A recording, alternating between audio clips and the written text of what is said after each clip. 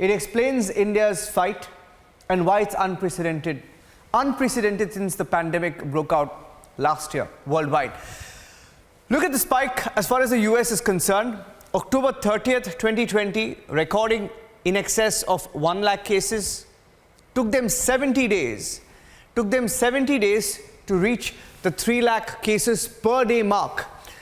So from October to January, October end to January, 70 days for the US to go from 1 lakh cases to 3 lakh cases recorded in a 24-hour period. Now let's look at the spike in India and why this is unprecedented, right? Let's look at that spike again. Let's go back to the same graphic once more. Let's go back to the previous graphic once more so that I show you the same spike for India. So we showed you what the spike for US was, but look at India's spike. On the 4th of April, this month, on the 4th of April, we were recording 1 lakh cases per day in a 24-hour period. But in a matter of 18 days, from the 4th to the 22nd, it's been so fast. From 1 lakh cases in 24 hours, we went all the way up to 3,15,000 cases. So what took 18 days for India took 70 days for America, the worst affected country due to COVID-19. Now let's look at where we stand vis-a-vis America. The second graph that we've put out for our viewers this evening on The Biggest Story Tonight. This is where we stand as of this minute. America, in the beginning of February, recording somewhere around 1.5 lakh cases, started dropping the graph, started flattening the curve. As of this minute, America is recording about 65,000 cases in 24 hours. Compare that to India. Now, this is America's graph.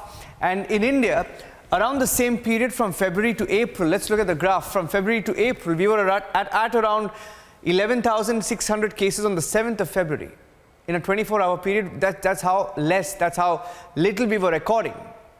And look at how rapidly something changed from March to April. March 5th, around 18,000 cases in a 24-hour period. In April, 81,000. This is April 1st, 81,400 cases. And then suddenly, in a short span, we have shot up to 3,32,000 cases in a 24-hour period. It's unprecedented. No other country has seen such a rapid wave. Now, what are we doing about it? Let's look at another development today, the medical development that we had vis-a-vis the clearance that was given to another drug manufacturer. Zydus Cadilla's drug has got a nod. Virafin has been approved. Now, what is Virafin? It's been used to treat moderate COVID-19 patients, and it is an antiviral drug to be administered via injection.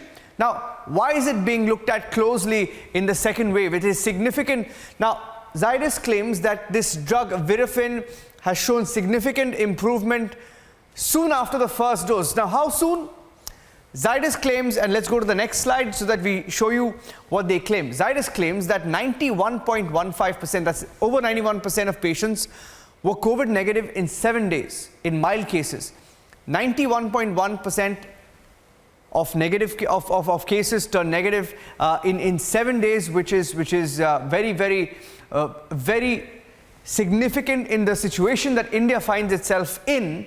Given the medical infrastructure crunch, it reduces the hours of supplemental oxygen that is required. 1, bringing down the number of positive cases. 2, reducing the hours of supplemental oxygen that is required.